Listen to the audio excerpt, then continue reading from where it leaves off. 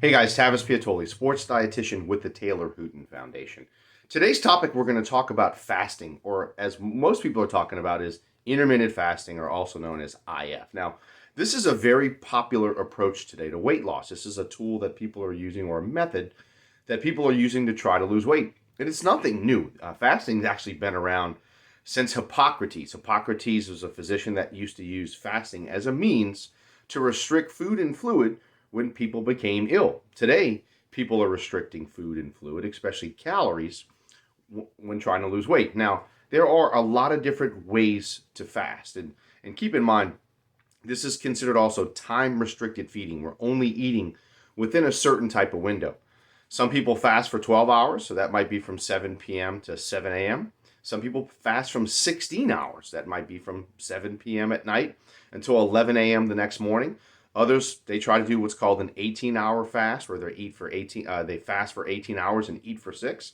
And I know some people that do 24-hour fasts. They fast from fluids with calories as well as calories from food for 24 hours. So no calories for 24 hours. Now, they don't do that every single day. They do that once, maybe sometimes twice a week. And the premise behind this is when you fast, as long as you control your calorie intake, then you're going to be in a calorie deficit. That's why people lose weight in a fast, is because they're in a calorie deficit. There's no magic to fasting. It's just the fact that it might help people that have uncontrolled hunger, uncontrolled eating habits, to where they can prolong their eating and only eat in a certain window. So if that is for you, then that's a method that we want to look at. If you're somebody that, hey, I don't eat breakfast, I have never eaten breakfast, and I'm not saying me, just you and people in general, then fasting might be a good approach. Now, what does the research say when it comes to fasting? They did a study comparing intermittent fasting and also a calorie controlled diet. So just a typically calorie controlled diet where meals can be spread out as evenly as every 3 to 4 hours. And after a year, both groups lost the same amount of weight and body fat. So that was what's interesting, is it doesn't really matter what approach you do, whether it's low carb, whether it's fasting, whether it's low calorie, whether it's keto, whether, not saying one is the best or better than the other, because they're not. At the end of the day, you have to figure out what works for you and what you can do.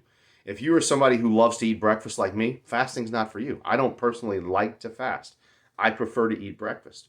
You can also fast a different way. So if you wanted to eat breakfast and fast from, let's say, 1 p.m. until, let's say 1 a.m. or 1 p.m. until 8 a.m. the next morning, that's up to you. You know your body. Some people work shift work where they're working late at night. It just has to figure out what's controlled for you. So fasting can work. There are studies that show it does work. At the same time, it's no better than any other approach. A couple of important things if you are going to fast and you have to consider is you have to get adequate protein. When you're in a calorie deficit, if you don't get adequate protein, you're going to lose muscle tissue, especially if you're not weightlifting. So at least shoot for zero point 0.7 grams per pound. So if you're 200 pounds, at least a minimum of about 140 grams of protein. That's what the research tells us is a good starting point. You never want to go more than 1 gram per pound. There's no benefit. Your body's not going to utilize that for what it needs. And that's according to a ton of research from a lot of different researchers like Dr. Stu Phillips. They've done a lot of research in that in their labs to look at protein metabolism. So if you are going to fast, you have that short window. It's important to get enough calories so you're not in a massive deficit. You want to avoid these 800 and 1,000 calorie approaches because they're not sustainable. You're going to eat more when you go back to your old eating patterns, and also you're going to lose muscle tissue.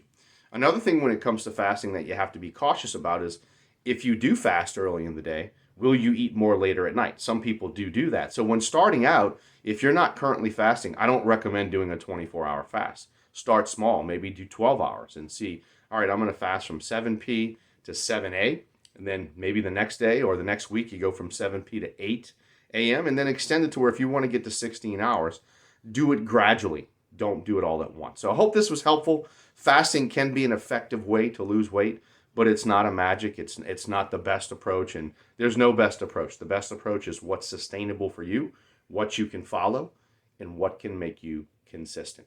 Have a great day. TaylorHooten.org. See you soon.